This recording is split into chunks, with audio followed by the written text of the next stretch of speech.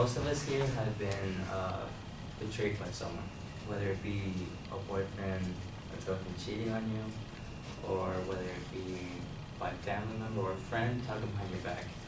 Which brings me to my quote, better by far you should forget and smile than that you should remember and be sad.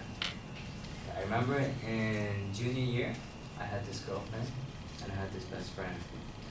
And with this girlfriend, I had been with her for a year, and with my best friend, I had been with them like 6 years. Well, not like technically like with him, but like best friends. But still, he decided to take her away from me. And for the longest time, for 3 years until I was like, what, like 19, I still remember that. And I was obviously hurt by it. And then one day I just, you know, I really wanted to know how my best friend was and how my ex-girlfriend was. And then I decided to hit him up, like, hey, how are you guys? You know what I mean?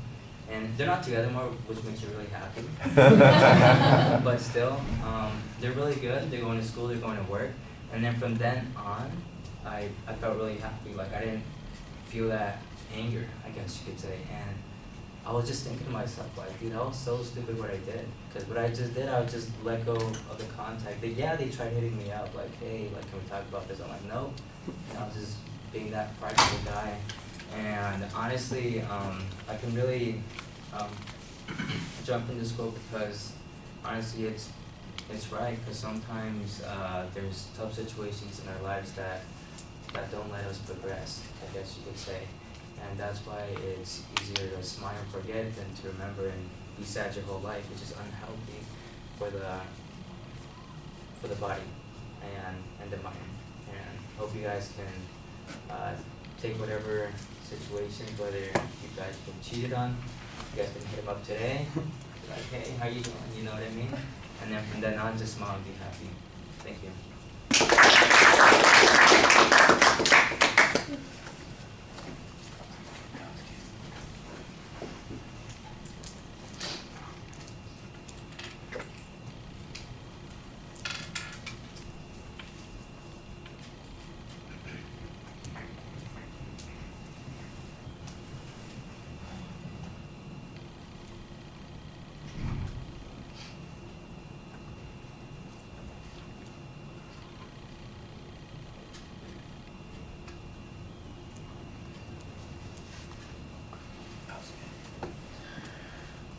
Okay, well, you get our attention, you tell us what the quote is. You don't really tell us what your point of view on this is, though. You go right into your example. It's a good example. I appreciated that you shared something about yourself. There's, some personal emotion that's involved there, and that makes it a more interesting thing. But it's not until after you're kind of done with that first example that we know what your perspective is on the thesis that you've got there. So it's working a little bit backwards. And you probably want to just kind of switch that around and tell us where you're headed before you get to that particular example. The presentation issues, for the most part, everything is solid. I didn't notice anything that's problematic.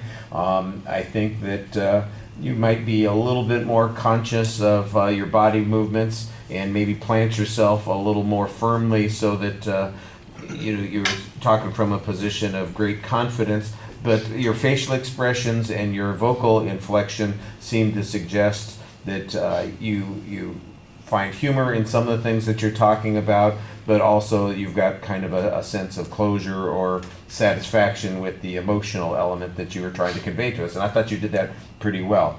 At the end of the speech, it was good to come back to the main point that you're making. I think you're a little too literal there. I'm not sure everybody's going to have been cheated on or have their best friend steal their girlfriend. So, if we don't have that experience, what is it that we should be getting out of your speech? I think that's why you need some additional supporting points so that you can talk about why this idea of letting things go and getting over it matters and why it's a good idea to do that in other contexts as well. Because you just kind of keep it in the one context, and how likely is it that everybody's going to have that same context? Probably not that high. That's why you want to make it a little bit more generalizable. All right, that'll be it.